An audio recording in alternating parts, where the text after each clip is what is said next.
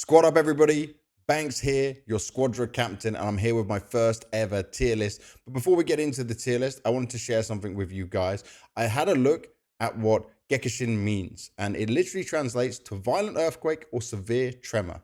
I kind of like that, considering how we play the game, all the explosions, all the craziness that goes on when we're in a match and how the heroes are going down. So if you didn't know that, there's a fun fact for you guys today. Now, I mentioned it at the beginning. We're going into tier list territory. Now, some people like to just enjoy the game, play whichever characters they like, and there is nothing wrong with that. But for people who are grinding ranked, trying to be at their best, well, they like some tier lists and they like to understand maybe what character is in the meta to play, what character's stronger right now to help them get their wins. But even with a tier list, if you don't learn your character, learn his abilities, learn how to use them correctly in a team scenario, when to hold back, when to save certain skills for, then you still won't be any good either. So a tier list is not make or break to you winning some games unless you get an absolutely busted character, maybe Goku, who could carry games for you single-handedly like that. We all know about a Goku. We all know how this can go down.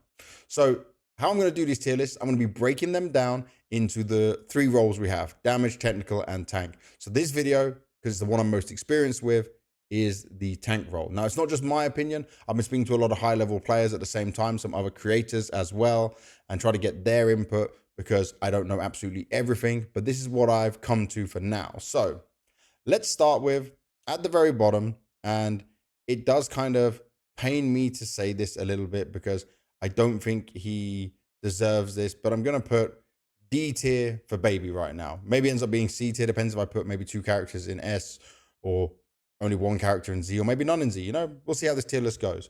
But for me, Baby, he needs a really strong damage dealer with him in lane, but then the other squad could just focus the damage dealer, and that obviously will hinder him a little bit. At the same time, I feel like his survivability in the late game is not as good as some of the other tanks in there.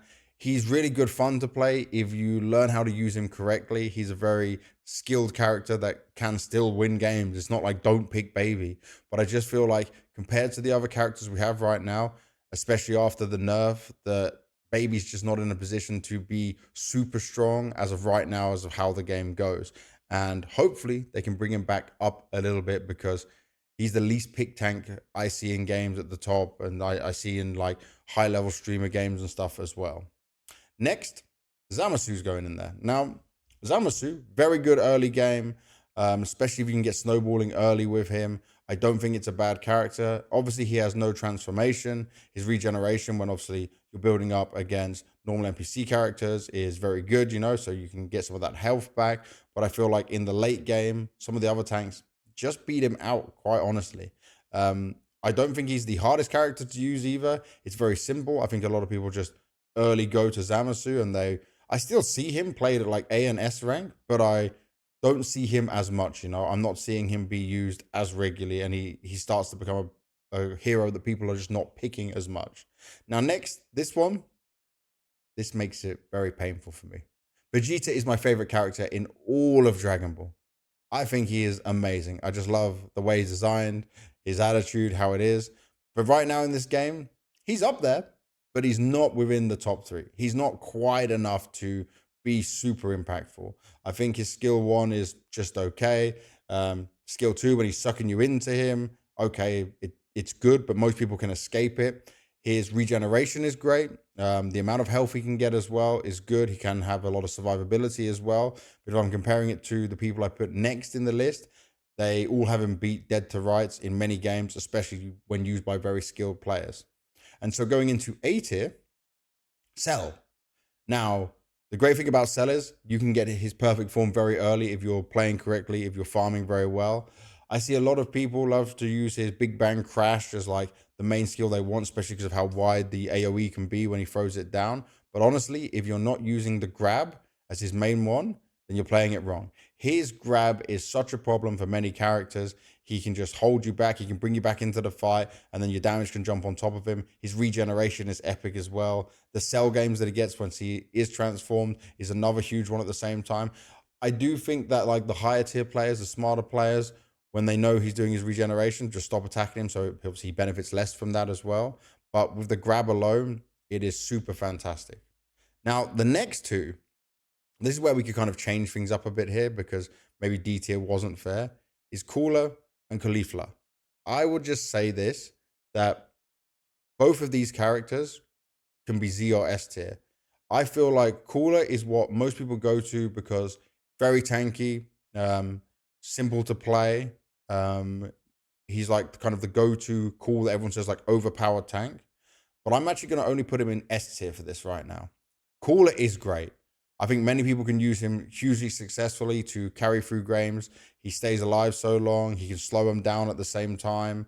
I think he has a great kit that you can work with, but I won't say he's the best. And yes, I'm a Caulifla main for sure.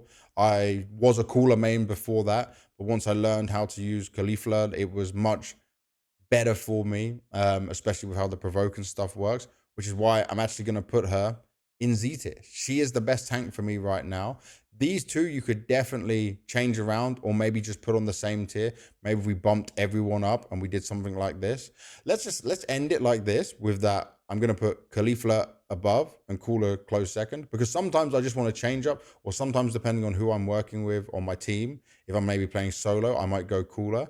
But Caulifla is actually so strong that when she hits the provoke and you've got some very strong damage dealers, say a Piccolo or a Goku and SHA3 or a Super Oob, she becomes so unstoppable. And I play full defense cards on her. You can sometimes play some attack cards depending if you're snowballing early on. Like get the snowball on top of her. It's really strong at the same time. But sometimes I've had full defense cards and I can stay 1v3, 1v4 in a fight and buy so much time for my team and be a real nuisance for the other team. And it's for me, you can kind of do the similar with both Cooler and Caulifla. And I would argue that maybe Cooler can do some more damage with her, especially with the beams of his eyes at the level 3, for example.